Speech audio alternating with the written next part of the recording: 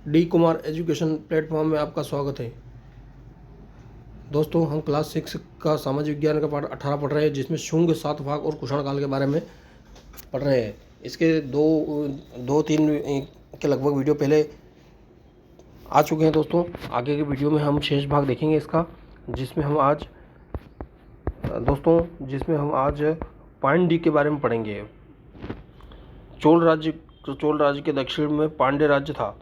इस राज्य की सीमा चेर राज्य से भी मिलती थी। यह राज्य आज के मुदेर तथा तिनेवली जिलों के आसपास के क्षेत्रों में फैला हुआ है। अशोक के अभिलेखों में इसका नाम आया है। एक पांड्य राजा ने इसकी पहली शताब्दी ईस्वी पूर्व में रोम के सम्राट अगस्टस के पास अपना राजदूत भेजा था। इसके शासनकाल में विद्या और व्यापार ने अत्यधिक उन्नति की थी। दोस्तों, पांड्य को एक बार और समझते हैं। दोस्तों, चोल राज्य के दक्षिण में पांड्य राज्य। दोस्तों, अब यहाँ प्रश्न उठता है, चोल राज्य कहाँ है? माफ़ कीजिए दोस्तों, पांड्य राज्य कहाँ है? चोल राज्य के दक्षिण में। इस राज्य की सीमा चेर राज्य से भी मिलती है, यानी कि पांड्य राज्य की सीमा चेर राज्य से भी मिलती है। यह राज्य आज के मुदेर तथा तिनेवली यानी कि साउथ इंडिया में जिलों के आसपास के क्षेत्रों में फैला हुआ है। अशोक के अभिलेख में इसका नाम आया है। यह पांड्य राज्य ने पहली शताब्दी ईस्वी पूर्व में रोम के सम्राट अगस्टस के पास अपना राजदूत भेजा था। इसके शासनकाल में विद्या और व्यवहार ने अत्यधिक उन्नति की थी।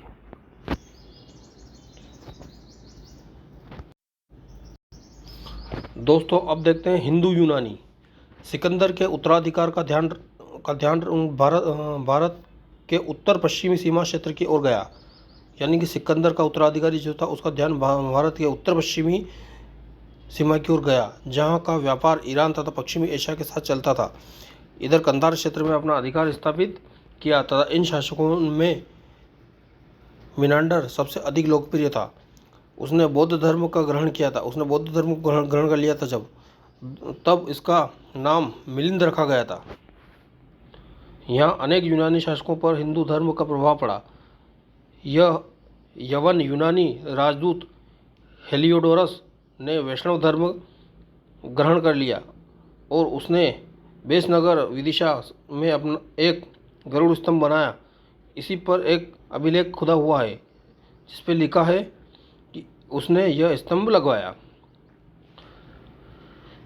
यहाँ अनेक यूनानी शासकों पर हिंदू धर्म का प्रभाव पड़ा। यह यवन यानी यूनानी राजदूत हेलियोडोरस ने वैष्णव धर्म को ग्रहण कर लिया, यानी कि वैष्णव धर्म था वो ग्रहण कर लिया। उसने विदिशा यानी बेसनगर, उस जमाने का बेसनगर आज का विदिशा में एक गरुड़ स्तंभ बनवाया। इसी पर अभिलेख खुदा हुआ है, जिस पर लिखा है कि यह स्तंभ मैंने बनवाया है। किसने दोस्तों?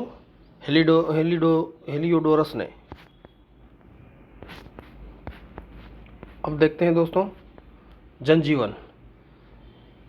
इस समय का जनजीवन आज से बहुत कुछ मिलता जुलता था। अधिकतर लोग किसान थे।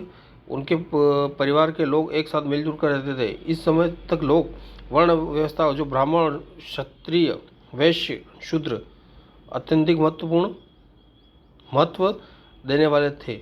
नृत्य, संगीत और काव्य पाठ से अधिकतर लोग अपना मनोरंजन करते थे। राजा ही राज्य का संचालन करता था।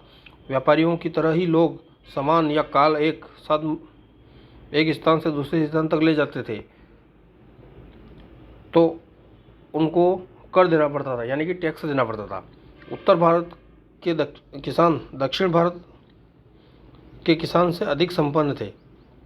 उत्तर भारत का क्षेत्र सिंधु तथा गंगा के मैदानी भागों के कारण अधिक उपजाऊ था। इसी कारण दक्षिणी भारत एक पहाड़ी क्षेत्र था, इसलिए वहाँ की कम उपजाऊ भूमि थी और यहाँ खेती करना कठिन था। लोग पशु पालन करते थे। कुछ ऐसे नगर समुद्र के किनारे थे जहाँ से व्यापार करना सहज था।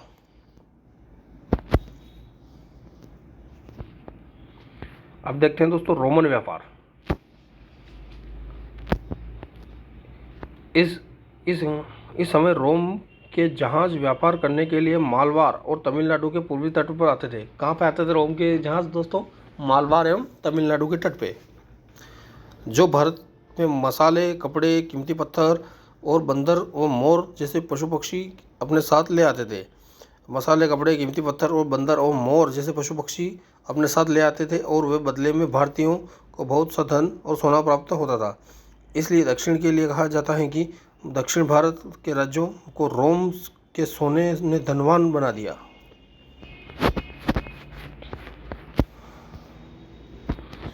दोस्तों, आज के लिए इतना ही। अगले वीडियो में हम समाज एवं धर्म पढ़ेंगे। मेरा एक छोटा सा प्रयास है दोस्तों, आपको अच्छा लगे तो अधिक से अधिक लाइक कीजिए, शेयर कीजिए और सब्सक्राइब कीजिए। धन्यवाद दोस्तों।